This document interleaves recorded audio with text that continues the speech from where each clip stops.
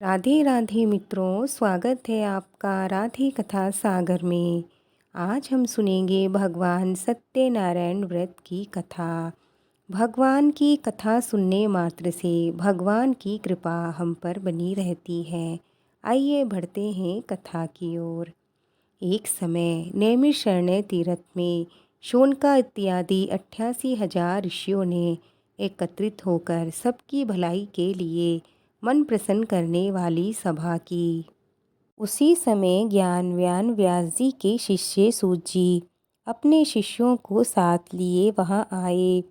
श्री सूत जी को आते देख तपस्वी शोनकादि 88,000 ऋषि सत्कार को उठकर खड़े हो गए। संपूर्ण धर्मशास्त्रों को जानने वालों में श्रेष्ठ सूत जी को परम वैष्णव शोनकादि ऋषि उन्हें शीघ्रता से पृथ्वी पर दंडवत नमस्कार करने लगे। इसके पश्चात शोनकादि मुनियों ने हाथ जोड़कर पूछा कि हे महर्षि, इस कलयुग में मनुष्यों को हरि भक्ति और सर्व सुखों की प्राप्ति किस व्रत के प्रभाव से मिल सकेगी? क्योंकि कलयुग में प्राय सब मनुष्य पाप करने में तत्पर और वेद विद्या से रहित होंगे। अतः उन सबका उद्धार किस प्रकार से हो सकता है? इस कलयुग में मनुष्य थोड़ी आयु वाले तथा निर्धन होंगे एवं अनेक प्रकार की पीड़ाओं से ग्रसित होंगे। प्राय पुण्य अति परिश्रम और कठिनाइयों से प्राप्त होता है। इसीलिए कलयुग में मनुष्य पुण्य करने वाले थोड़े होंगे और पुण्य थोड़ा होने से प्रवृत्ति पापमयी हो जाएगी। इस हेतु छोटी बुद्धि वाले मनुष्य अनेक प्रकार के दुख भोगते हुए अपने वंश के सहित नष्ट हो जाएंगे। इसीलिए हे सूत जी, किस प्रकार थोड़े और थोड़े कर्म करने से मनुष्य को पुण्य प्राप्त हो जावे, ऐसा कोई सरल साधन बतलाइए जिस उपदेश के द्वारा मनुष्य गण पुण्य करते हैं। उस उपदेश का करने वाला भी पुण्य का भागी होता है। यह शास्त्र का मत है कि धर्म का उपदेश करने वाला, दया को हृदय में रखने वाला, कपट और पाप से हमेशा दूर रहने वाला और दूसरों से बैर न करने वाला, यह 4 प्रकार के मनुष्य भगवान के समान हैं। जो मनुष्य ज्ञान रूपी रतन से दूसरों को संतुष्ट करते हैं, उन्हें मनुष्य रूप धारण किए हुए नारायण ही जानो। अतः हे सूत जी, ऐसा कौन सा व्रत है जिसके करने से मनुष्यों को मनवांछित फल की प्राप्ति सहज ही हो सके? आप कृपा करके हमें बताइए। हे मुनियों में श्रेष्ठ सूत जी, आप वेद और वेदांग के जानने वाले हैं। आपके सदृश्य दूसरा और कोई विद्वान मर्मज्ञ हमें दिखलाई नहीं देता, क्योंकि आप श्री वेद व्यास जी के शिष्य हैं। सूत जी बोले कि हे मुनि श्रेष्ठ, तुम धन्य हो, तुम ही वैष्णव में पूजनीय हो, क्योंकि आप सब प्राणियों का सदैव हित चाहते हो। सो हे शोनकादि सुनो, आप लोगों से उस व्रत को मैं कहूँगा जिस व्रत को नारद मुनि से श्री लक्ष्मी जी ने पूछा था और जिस प्रकार लक्ष्मीपति ने नारद मुनि से कहा था। सो हे ऋषियों, आप सावधान होकर सुनिए। पहला अध्याय। एक बार योगी नारद मुनि जी लोकहित की आकांक्षा से अनेक लोकों में भ्रमण करते हुए मृत्युलोक में आ निकले। इसके अंदर रहने वाले प्राणियों को अनेक प्रकार के कलेशों से युक्त दुखी होते हुए देखा और मनुष्यों को अपने अपने क्षुद्र कर्मों के कारण नाना प्रकार की योनियों में उत्पन्न होते हुए तथा अनेक प्रकार की निर्बल अवस्था को प्राप्त करते हुए कर्म बंधनों के चक्कर में फंसते देखा। इस हेतु दयालु नारद मुनि जी को चिंता उत्पन्न हुई। कर्म बंधन के चक्कर में फंसे हुए आसक्त प्राणियों का उद्धार कौन से सरल उपाय से हो सकता है, जिसके करने से इन दुखित जीवों को सुख शांति और अनेक प्रकार के अर्थ धर्मों की प्राप्ति हो सके। ऐसा सोचकर परोपकारी श्री नारद मुनि बैकुंठ लोक में भगवान नारायण जी के पास गए। वहाँ श्री नारायण जी को देखकर नारद मुनि जी स्तुति करने लगे कि हे शुक्ल वर्ण चतुर्भुज, शंकर चक्र गदा वनमालाओं को धारण करने वाले, हे देवों के देव, दीनों के रक्षक, भक्तों पर महान दया करने वाले, तथा मन बुद्धि की शक्ति से अगम अनंत रहने वाले हे दया के सागर, दुष्टों का नाश करने वाले हे साधु संत और गो ब्राह्मणों की रक्षा करने वाले हे सर्व अंतर्यामी घट घट के वासी, हे सिंधु को बिंदु और तृण को पहाड़ बना सकने वाले, हे अनंत शक्तिशाली, हे सर्व सर्वर्थमान, हे सनातन सत्य देव, आपको बारंबार नमस्कार है। इस तरह नारद मुनि के भक्ति और भाव से भरे शब्दों को सुनकर भगवान नारायण जी बड़े प्रसन्न हुए और बोले कि हे मुनि श्रेष्ठ, तुम्हारा किस तरह यहाँ आगमन हुआ है, मुझसे निसंकोच कहो। तब नारद मुनि जी बोले कि हे नाथ, मृत्युलोक में सभी जीवों को तथा ग्रस्त मनुष्यों को अनेक कलेशों से युक्त तथा पाप कर्मों के फलस्वरूप नाना प्रकार के दुखों को भोगते मैंने देखा है। हे नाथ, वह सभी प्रकार के दुख कौन से साधन और उपाय से दूर हो सकते हैं, सो आप हमें बताइए। क्योंकि हे प्रभु, इस कलयुग में प्राय सभी मनुष्य आसक्त, अधर्मी, आलसी और अल्प आयु वाले होते हैं। इस हेतु हे दीन बंधु, इसका निवारण बड़े ही सरल रूप से कर दीजिए, जिससे सहज ही में जीवों का उद्धार और संकट दूर हो सके। श्री सत्यदेव विष्णु भगवान बोले कि हे वत्स्य, लोगों पर अनुग्रह और कल्याण की कामना के हेतु तुमने ये बहुत सुंदर प्रश्न किया है। जिस व्रत के करने से मनुष्य मोह, अज्ञान और पाप के बंधन से सहज ही छूट जाता है, वह व्रत मैं तुमसे कहता हूँ, सावधान होकर सुनो। जो स्वर्गलोक और मृत्युलोक दोनों में दुर्लभ है, वह सत्यनारायण भगवान नाम का व्रत है, जिसे भली प्रकार विधि पूर्वक भक्ति युक्त होकर करने से मनुष्य संसार में सर्व प्रकार के मनवांछित सुख भोग कर अंत में मोक्ष को प्राप्त करता है। श्री भगवान के इस वाक्य को सुनकर नारद मुनि जी बोले, उस व्रत का क्या फल है, क्या विधि है और किस किस ने इस व्रत को किया है तथा कौन कौन से दिन इसे करना चाहिए, हे प्रभु विस्तार पूर्वक कहिए। श्री भगवान बोले कि हे नारद, यह सत्यनारायण भगवान का व्रत दुख शोक आदि को विनाश करने वाला, धन धान्य की वृद्धि करने वाला, विजय, सौभाग्य और संतान देने वाला तथा अनेक प्रकार के सुख और मोक्ष को देने वाला महान शक्ति दाता है। इस व्रत को एकादशी, पूर्णमासी, संक्रांति, अमावस्या किसी भी दिन भक्ति और श्रद्धा से युक्त मनुष्य धर्म में तत्पर होकर ब्राह्मण और बंधुओं को साथ लेकर करे। भगवान सत्यनारायण का पूजन करे, केले के पत्ते और वंदनवार से मंडप सजावे, भगवान की प्रतिमा को पंचामृत, दूध, दही, धृत, बूरा, शहद सहित 5 चीज़ों से प्रेम सहित स्नान करावे, फिर सुगंधित पुष्पमाला धारण करावे तथा भक्ति पूर्वक पके हुए केले आदि अनेक ऋतु फल, मिष्टान, गेहूं के चूर्ण की भुनी हुई पंजरी एकत्रित करके 1.25 सेर या 1.25 मन अथवा यथाशक्ति लेकर प्रेम सहित भगवान को भोग लगावे। स्वजनों सहित बैठकर कथा श्रवण करे, फिर भगवान की आरती उतारे। तत्पश्चात भगवान सत्यनारायण को श्रद्धा सहित साष्टांग दंडवत नमस्कार करे तथा फिर ब्राह्मणों को दक्षिणा और भोजन इत्यादि से संतुष्ट करे। स्वजनों और पड़ोसियों को भगवान का प्रसाद और पंचामृत प्रेम सहित बांटे, फिर स्वयं प्रसाद ग्रहण करे। सत्य बोले, काम, क्रोध, मद, माया इन पंचभूतों का स्पर्श ना करे। प्रेम सहित भगवान के गुण आदि गावे। हरि चर्चा और हरि कीर्तन करते हुए उस दिन के समस्त समय को व्यतीत करे। भगवान की शक्ति और भक्ति में ही पूर्ण विश्वास रखे। ऐसा करने से मनुष्य को निसंदेह मनवांछित फल की प्राप्ति होती है और सब प्रकार के दुखों से छूट जाता है। दूसरा अध्याय।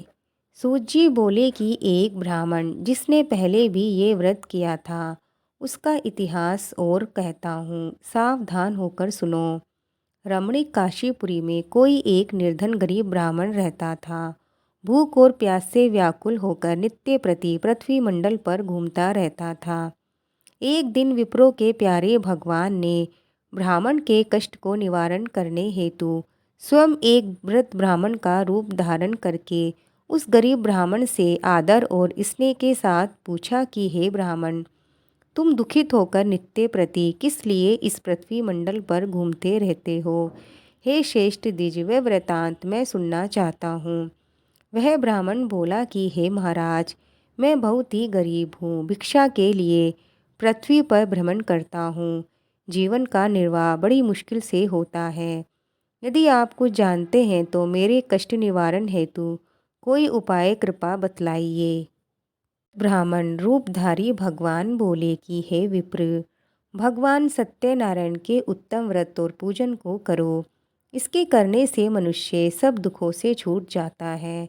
इस प्रकार व्रत का विधान ब्राह्मण को बताकर भगवान अंतर्ध्यान हो गए। ब्राह्मण ने संकल्प किया कि व्रत में अवश्य करूँगा। ब्राह्मण को बड़े भारी उल्लास तथा विचारों के कारण उस रात्रि को ठीक से नींद भी नहीं आई और प्रातःकाल उठकर वह ब्राह्मण सत्यनारायण भगवान का व्रत करने के संकल्प से भिक्षा के लिए निकला। उस दिन भगवान की दया से ब्राह्मण को बहुत सा धन प्राप्त हो गया। तब ब्राह्मण ने बड़े भारी उत्साह और प्रेम के सहित स्वजन और बंधुओं के साथ बैठकर भगवान सत्यनारायण का विधिवत पूजन और व्रत किया तथा वह ब्राह्मण उस दिन से आगे हर एक महीने बड़ी श्रद्धा के साथ सत्यनारायण भगवान का पूजन और व्रत करने लग गया। इस तरह इस व्रत के प्रभाव से वह ब्राह्मण समस्त दुखों से मुक्त और समस्त संपत्तियों से युक्त हो गया तथा अंत में मोक्ष पद के लिए प्राप्त हुआ। हे मुनि, पृथ्वी पर जो मनुष्य इस सत्यनारायण भगवान के व्रत को प्रेम और श्रद्धा के सहित करता है, उसके सभी दुख नष्ट होंगे और वह सर्व आनंद तथा सुखों को प्राप्त करेगा। हे ऋषियों, अब आपको और मैं क्या सुनाऊं? ऋषि बोले कि हे मुनि सूत जी, उस ब्राह्मण से किसने सुना और फिर किस किस ने इस व्रत का आचरण किया, यह सब वृतांत हम सुनना चाहते हैं। सूत जी बोले कि हे मुनीश्वरों सुनो, एक दिन वही ब्राह्मण अपने महान वैभव के सहित बंधु बांधवों और स्वजनों को साथ लेकर भगवान सत्यनारायण का व्रत कर रहा था। उसी समय एक लकड़ी बेचने वाला वहां आ गया। वह भूख और प्यास से दुखी था। लकड़ियों के गट्ठे को बाहर रखकर मकान के अंदर आ गया और ब्राह्मणों को बड़ी श्रद्धा से व्रत करते देखकर बड़ी नम्रता के साथ हाथ जोड़कर बोला, हे महाराज, आप क्या कर रहे हैं और इसके करने से क्या फल प्राप्त होता है?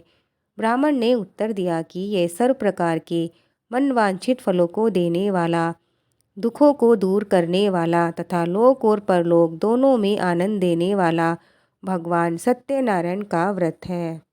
व्रत की प्रभाव और महात्म्य को सुनकर लकड़ी बेचने वाला आनंद को प्राप्त हुआ।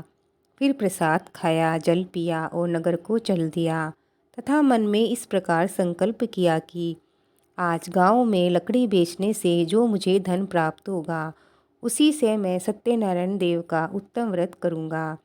यह सोचता हुआ लकड़ियों को लेकर एक रमणीक नगर में जा पहुंचा, जहां बड़े धनवान लोग निवास करते थे। भगवान की दया से उस दिन उसे लकड़ियों की दुगनी कीमत मिली। इसीलिए वह बड़ी प्रसन्नता के साथ पके हुए केले के फल, शक्कर, घी, दूध, दही, शहद, गेहूं का चून, इन सबको लेकर अपने घर गया। फिर उसने अपनी स्त्री को बुलाकर विधि पूर्वक भगवान सत्यनारायण का पूजन और व्रत किया। उस व्रत के प्रभाव से वह धनवान और पुत्रवान हुआ तथा इस संसार में सुख भोग कर अंत में सत्यपुरी को गया। तीसरा अध्याय। सूत जी बोले कि बलवान राजाओं में श्रेष्ठ एक उल्कामुख नाम का जितेंद्रिय राजा था। वह सदैव नित्य प्रति देव मंदिर में जाकर ब्राह्मणों को धन देकर संतुष्ट किया करता था। उसकी स्त्री कमल कैसे दृश्य मुख वाली सुंदर और पतिव्रता थी। भद्रशिला नदी के किनारे पर वह राजा सत्यदेव के व्रत और पूजन को करता था। उसी समय वहाँ एक साधु बनिया आया। वह व्यापार के वास्ते रतन आदि बहुत सा धन नाव में भरकर लाया था। नाव को नदी के किनारे लगाकर आप नीचे उतर गया। वहाँ राजा को व्रत और पूजन करते देखकर हाथ जोड़कर बड़ी नम्रता से पूछने लगा, हे राजन, भक्ति पूर्वक ये आप क्या कर रहे हैं, कृपा कर कहिए। राजा बोला, हे साधु, यह अति तेजस्वी विष्णु भगवान का पूजन है, जो कि अपने बंधुओं के साथ पुत्र प्राप्ति की इच्छा से कर रहा हूँ। इस व्रत के करने से मनुष्य की सभी मनोकामनाएं पूर्ण हो जाती हैं। तब साधु वैश्य बोला कि हे राजन, मेरे भी कोई संतान नहीं है, इसीलिए मैं भी इस उत्तम व्रत को अवश्य करूँगा। आप कृपा करके इस व्रत की विधि मुझे बताइए। तब राजा ने सत्यदेव भगवान के पूजन व्रत की संपूर्ण विधि साधु को बतला दी। इसी विधि को जान वह अपने घर को गया। वहां जाकर उसने अपनी स्त्री को संतान देने वाले व्रत को बतलाया और इस बात का संकल्प किया कि जब हमारे संतान उत्पन्न होगी तब श्री सत्यनारायण भगवान का व्रत अवश्य करेंगे। इसके पश्चात भगवान सत्यदेव की कृपा से थोड़े दिनों में ही साधु की स्त्री लीलावती गर्भवती हो गई। 10वें मास में अति सुंदर एक कन्या का जन्म हुआ। वह लड़की शुक्ल पक्ष के चंद्रमा के समान शीघ्रतापूर्वक वृद्धि को प्राप्त होती चली गई। साधु ने कन्या का नामकरण संस्कार किया और भगवान की कला से उत्पन्न होने के कारण उसका नाम कलावती रखा। उस समय लीलावती अपने पति से हाथ जोड़कर मीठे वचनों से बोली कि आपने जो व्रत करने का संकल्प किया था उसे भी पूरा कर दीजिए। साधु बोला, हे प्रिय, उस व्रत को मैं इसके विवाह के समय अवश्य करूँगा। इस प्रकार अपनी स्त्री को समझा दिया। इधर कलावती पिता के घर में नित्य बड़ी होने लगी। एक दिन साधु बनिया ने सखियों के साथ खेलती हुई अपनी लड़की को देख विवाह के योग्य जानकर दूत को बुलाकर कहा कि कन्या के लिए कोई सुंदर और सुयोग्य वर देखकर लाओ। साधु की आज्ञा पाकर दूत कंचन नगर पहुंचा और वहां बड़ी खोज करके एक सुंदर सुयोग्य वर्णिक पुत्र को ले आया। उस लड़के को देखकर साधु ने अपने भाई बंधुओं के सहित प्रसन्नचित्त से कन्या का विवाह उसके साथ कर दिया। किंतु दुर्भाग्यवश वह विवाह के समय भी उस व्रत को करना भूल गया। तब श्री भगवान सत्यनारायण क्रोध हो गए और उसे श्राप दे दिया कि तुम्हें दारुण कठिन और महान दुख प्राप्त होगा। इसके पश्चात वह व्यापार कुशल साधु बनिया अपने जामात को साथ में लेकर वाणिज्य करने के लिए समुद्र के समीप रमणीक रतन सागर नगर में पहुंचा और वहां से फिर दोनों ससुर जमाई चंद्रकेतु राजा के नगर में पहुँचे और व्यापार करने लग गए। एक दिन भगवान सत्यनारायण की माया से प्रेरित कोई चोर राजा का धन चुराकर जल्दी से जा रहा था, किंतु पीछे से राजा के दूतों को आते देखकर चोर ने जल्दी से घबराकर भागते भागते माल को वहीं चुपचाप रख दिया जहां वह दोनों ससुर जमाई ठहरे थे और स्वयं किसी गुप्त स्थान में झट से छुप गया। तब दूत उस साधु वैश्य के पास राजा के धन को देखकर दोनों को बांध कर ले गए और बड़े हर्ष के साथ राजा के सम्मुख पहुंचकर दूतों ने हाथ जोड़कर निवेदन किया, महाराज, हम दो चोरों को पकड़ लाए हैं, इन्हें देखकर आज्ञा प्रदान कीजिए। राजा ने उन्हें तुरंत बंदी गृह में डालने की आज्ञा दे दी। भगवान सत्यनारायण की माया से किसी ने भी उनकी बात नहीं सुनी तथा चंद्रकेतु राजा ने उनका सब धन हरण कर लिया और भगवान सत्यदेव के श्राप से उधर भी उस साधु वैश्य की स्त्री और पुत्री दोनों दुखी हो गई और जो धन घर में रखा था वह सब चोरों ने चुरा लिया। इस प्रकार भूख और प्यास से दुखी होकर अन्न की चिंता में घर घर फिरने लग गई। एक दिन वह कन्या भूख से दुखी होकर एक दिच के मकान पर गई। उस जगह भगवान सत्यनारायण के व्रत को देख वहां बैठकर उसने कथा सुनी और पिता एवं पति की मंगल कामना की। फिर प्रसाद खाकर रात को घर पर आ गई। माता ने कलावती कन्या से प्रेम से पूछा कि हे पुत्री, इतनी देर तक तू कहाँ रही? तब कलावती कन्या ने शीघ्र ही माता से कहा, दिच के मकान पे मनवांछित फल देने वाले व्रत को मैं देख रही थी। उसकी बात सुनकर वैश्य की स्त्री को अपने पति का पूर्व संकल्प याद आ गया तथा प्रसन्नचित्त भगवान सत्यनारायण के व्रत को करने के लिए तैयार हुई।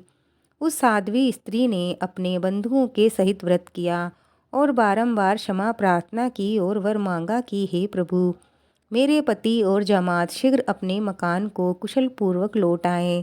इस व्रत से संतुष्ट होकर भगवान सत्यनारायण ने चंद्रकेतु राजा को सपने में दर्शन दिया और कहा कि हे राजा, प्रातः दोनों वर्णिक पुत्रों को केस से मुक्त कर देना और जो धन उनका तुमने ले लिया है वह धन उनको वापस कर देना, अन्यथा तुम्हें राज्य, धन और पुत्र सहित नष्ट कर दूंगा। तब प्रतापी राजा ने उस दिन सभा में बैठकर सभी को अपना सपना सुनाया और कहा कि उन दोनों बंदी वर्णिक पुत्रों को कैद से मुक्त करके मेरे सम्मुख ले आओ। राजा के ये वचन सुनकर दूत ने दोनों वर्णिक पुत्रों को बंधन से छुड़ाकर राजा के सम्मुख लाकर खड़ा कर दिया। राजा के सम्मुख आते ही दोनों वर्णिक पुत्रों ने चंद्रकेतु राजा को हाथ जोड़कर नमस्कार किया।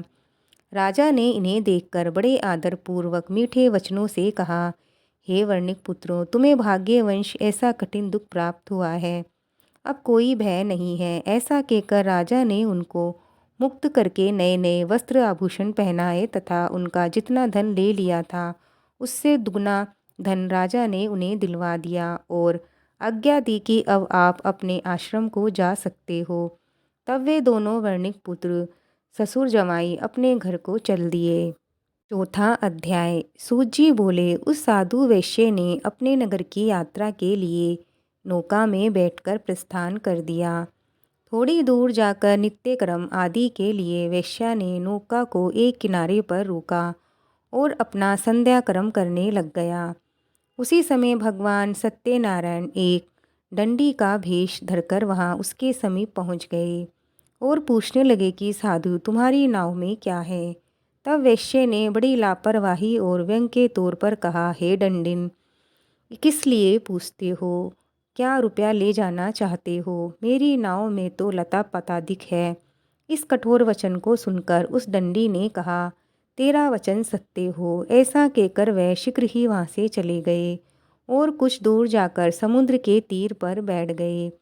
तब डंडी के चले जाने के उपरांत साधु नित्य क्रम से निवृत्त होकर जो ही खड़ा हुआ तो उसको नाव के अंदर धन के स्थान पर केवल लता पतादिक भरे हुए दिखलाई दिए। तब तो साधु वैश्य मूर्छा खाकर गिर पड़ा। तब उसके जवाई ने कहा कि चिंता क्यों करते हो? इस डंडिक ने तुम्हें श्राप दिया है, वही सब कुछ ठीक कर सकते हैं, इसमें संदेह नहीं है। इस बात को सुनकर साधु वैश्य तुरंत उस तरफ चल दिया जिधर डंडिक स्वामी गए थे। थोड़ी दूर पर जाते ही डंडिक स्वामी को बैठा देखा। तब वह उनके पास जाकर बड़े नम्र शब्दों में विनयपूर्वक बोला, हे महाराज, मैंने जो कुछ आपको अनुचित शब्द कहे और झूठ बोला, उस अपराध को क्षमा कर दीजिए। ऐसा कहकर वह बारंबार दंडवत प्रणाम करने लग गया और महान शोकातुर होकर रोने लग गया। तब वह दंडिक रूपधारी भगवान सत्यनारायण बोले, हे वर्णिक पुत्र, मेरी आज्ञा से ही तुम्हें बार बार दुख प्राप्त हुआ है। तूने कितने समय से मेरी पूजा आज तक नहीं की है। भगवान के ये वचन सुनकर साधु बोला, हे प्रभु, तुम्हारी माया से मोहित हुए ब्रह्मादिक सभी देवता तुम्हारे गुण और रूप को नहीं जान पाते। ये कितना बड़ा आश्चर्य है। फिर भला मैं संसारी जीव आपकी माया को कैसे जान सकता हूँ? अब आप प्रसन्न हो जाइए, मैं सर्वोपचारों से आपकी पूजा करूँगा। मेरे पहले जैसा धन कर दीजिए, मैं आपकी शरण हूँ, शरण हूँ, शरण हूँ। इस प्रकार भक्ति युक्त वाक्य सुनकर भगवान सत्यनारायण प्रसन्न हो गए और मन वांछित वरदान देकर तुरंत अंतर्ध्यान हो गए। तब साधु ने नाव पर जाकर देखा, नाव धन से भरी पड़ी है। तदुपरांत साधु ने भगवान सत्यदेव का पूजन ध्यान पूर्वक भक्ति पूर्वक किया। फिर अपनी नाव में बैठकर देश को चल दिया। जब अपने नगर के समीप पहुंचा, तब उसने नौकर को घर भेजा। दूत ने साधु के मकान पर जाकर उसकी स्त्री से हाथ जोड़कर कहा कि साधु अपने जामात के सहित आनंद पूर्वक इस नगर के समीप आ गए हैं। दूत के मुँह से इस बात को सुनकर सती ने बड़े हर्ष के साथ भगवान सत्यनारायण की पूजा करके पुत्री से कहा कि मैं अपने पति के दर्शन करने के लिए जाती हूँ, तुम भी कार्य पूर्ण करके जल्दी आ जाना। माता के वचन सुनकर कलावती कन्या प्रसाद को छोड़कर पति के पास गई। इस हेतु प्रसाद की अवज्ञा के कारण भगवान सत्यनारायण ने रुष्ट होकर उसके पति को नाव सहित जल में अंतर्ध्यान कर दिया। तब कलावती कन्या अपने पति को न देखकर महाशोक में रोती हुई पृथ्वी पर गिर पड़ी। इस प्रकार डूबी हुई नाव और पति वियोग से दुखी हुई कन्या को देखकर डर के मारे साधु भी मन में घबराने लग गया। लीलावती भी अपनी पुत्री को देखकर व्याकुल हो गई और अपने पति से बोली कि नाव के साथ हमारे जवाई किधर गए। न मालूम किस देवता की अवज्ञा का ये फल प्राप्त हुआ है। फिर कलावती कन्या ने अपने पति की खड़ामाऊ को लेकर मरने का निश्चय कर लिया। तब ऐसी जटिल दुखदायी परिस्थिति में साधु वैश्य दुखी तथा विहल होकर भगवान सत्यदेव की बारंबार प्रार्थना करने लग गया और पृथ्वी पर मस्तक रख हाथ जोड़ कहने लगा, हे प्रभु, मुझसे और मेरे परिवार से जो कुछ भूल हुई है उसे क्षमा कर दीजिए। इस प्रकार भक्ति युक्त वाक्यों को सुनकर भगवान सत्यदेव प्रसन्न हो गए और आकाशवाणी के द्वारा आज्ञा दी कि हे साधु, तेरी पुत्री मेरे प्रसाद को छोड़कर चली आई है, इसीलिए इसका पति अदृश्य हो गया है। अगर ये घर जाकर प्रसाद खाकर लौटेगी तो इसे पति अवश्य मिलेगा। कन्या ने इस आकाशवाणी को सुन झटपट घर जाकर प्रसाद खाया। फिर उसने वापिस आकर अपने पति के दर्शन किए। तब वैश्य परिवार के सभी लोग प्रसन्न हो गए। फिर साधु ने बंधुओं सहित भगवान सत्यदेव का पूजन विधि पूर्वक किया। तब ब्राह्मणों को दक्षिणा देकर संतुष्ट किया। उस दिन से साधु हर एक पूर्णिमा व संक्रांति के दिन भगवान सत्यनारायण का पूजन व व्रत करने लग गया। फिर जीवन भर इस संसार में सुख भोग कर अंत में सत्यपुरी वैकुंठ धाम को चला गया। 5वां अध्याय। सूत जी बोले कि हे मुनीश्वरों सुनो, मैं और भी कथा सुनाता हूँ। प्रजा पालन में संलग्न रहने वाला एक तुजध्वज नाम का राजा था। एक समय वह वन में जाकर अनेक प्रकार के पशुओं को मारकर विश्राम करने के लिए एक बड़ वृक्ष के नीचे पहुँचा। वहाँ उसने देखा कि गाय चराने वाले ग्वाले भक्तिपूर्वक अपने बंधुओं के सहित संतुष्ट चित्त से भगवान सत्यनारायण का पूजन और व्रत कर रहे हैं। राजा गर्व के कारण उनके पास नहीं गया और भगवान को प्रणाम भी नहीं किया। तब ग्वाल बाल अपने राजा को आया देख भगवान का प्रसाद लेकर राजा को देने गए। राजा ने अहंकार के कारण ग्वालों को तुच्छ और गरीब जानकर प्रसाद नहीं लिया और प्रसाद की अवज्ञा करके अपने घर को चला गया। वहां जाकर देखता है कि उसके 100 पुत्र मरे पड़े हैं तथा संपूर्ण धन और वैभव नष्ट हो चुका है। यह देखकर राजा बड़ा दुखी होकर विचारने लगा कि मैंने भगवान सत्यदेव के प्रसाद की अवज्ञा की है, उसी के कारण मेरा ये महान अनिष्ट हुआ है। ऐसा सोच राजा तुरंत उसी वन में पहुंचा जहां ग्वाले पूजन कर रहे थे। वहां जाकर राजा ने ग्वालों के साथ बैठकर सत्यदेव भगवान का पूजन बड़ी श्रद्धा और भक्ति सहित किया। फिर ब्राह्मणों को दक्षिणा देकर प्रसाद खाया और घर लौट आया। तब भगवान की दया से उसके सभी पुत्र जीवित हो गए और समस्त धन जो का त्यों पूर्ण हो गया और फिर हमेशा भगवान का पूजन करने लग गया। इस प्रकार वह राजा इस लोक में सुख भोग कर अंत में सत्यपुरी वैकुंठ को गया। सूत जी बोले, जो कोई भी इस परम दुर्लभ सत्यदेव के व्रत को करेगा, सत्यदेव की कृपा से उसे धन धान्य की प्राप्ति होगी, दरिद्री को धन उपलब्ध होगा, शत्रुओं से मुक्ति होगी, सभी प्रकार से निर्भय होगा, संतानहीन को संतान प्राप्त होगी, संपूर्ण मनोकामनाएं पूरी होगी और इस लोक में सब प्रकार के सुख भोग कर अंत में भगवान की सत्यपुरी वैकुंठ धाम को जाएगा। हे मुनीश्वरों, जिन्होंने पहले भगवान सत्यनारायण का व्रत किया था, उनके दूसरे जन्म की कथा मैं तुम्हें कहता हूँ। बहुत बुद्धि वाला वह शतानंद सुदामा नाम का ब्राह्मण बना और भगवान श्री कृष्ण की भक्ति और मित्रता करके मोक्ष को प्राप्त हुआ। लकड़ियाँ उठाने वाला भीलों का राजा घू बना। उसने श्री राम सेवक होकर भक्ति के बल से मोक्ष को प्राप्त किया। अलकामुख नाम का राजा निरपति दर्शित हुआ, जो श्री राम को पुत्र रूप में प्राप्त करके वैकुंठ को गया। सूत जी बोले कि जो कोई भी इस परम दुर्लभ भगवान सत्यनारायण के व्रत को करेगा, सत्यदेव की कृपा से उसे धन धान्य की प्राप्ति होगी, सब प्रकार के सुख भोग कर अंत में भगवान की सत्यपुरी बैकुंठ धाम को जाएगा। मित्रों, ये कथा यहीं पूर्ण होती है। भगवान श्री सत्यनारायण की कृपा आप पर बनी रहे।